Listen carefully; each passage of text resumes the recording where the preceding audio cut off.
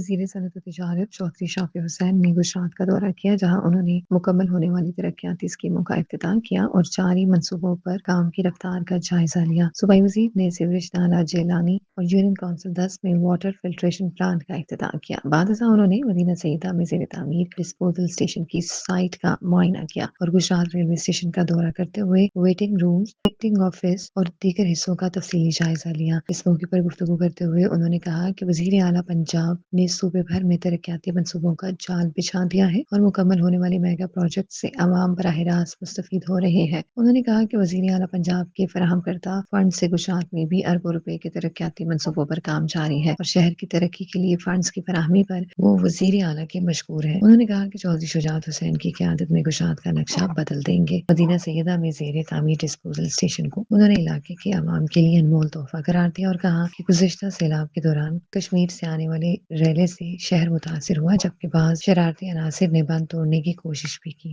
آئندہ کسی بھی ممکنہ سیلابی صورتحال سے نمٹنے کے لیے پیشگی اقدامات کیے جا رہے ہیں۔ شرارتی عناصر پر کڑی نظر رکھیں۔ صوبائی وزیر نے کہا کہ ترقیاتی اسکیموں کی بروقت، معیاری اور شفاف تکمیل کے لیے عوامی نگرانی ناگزیر ہے۔ انہوں نے اعلان کیا کہ مدینہ سیدہ میں کھیل کا میدان قائم کیا جائے گا اور اس سلسلے میں صوبائی وزیر کھیل سے بات کی جائے گی۔ انہوں نے مزید بتایا کہ گجرات ریلوے اسٹیشن کو اپ گریڈ کیا جائے گا۔ اس حوالے سے ریلوے حکام سے بات چیت ہو چکی ہے اور اپ گریڈیشن سے مسافروں کو بہتر سہولیات میسر آئیں گی۔ دورے کے موقع پر پاکستان مسلم لیگ گجرات سٹی کے صدر علی آباد پارٹی کارکنان اور جوڑا متعلقہ افسران بھی موجود تھے۔ شہریوں نے کروڑوں روپے کی ترقیاتی اسکیموں کی تکمیل پر چودھری شافی حسین سے اظہار تشکر کیا۔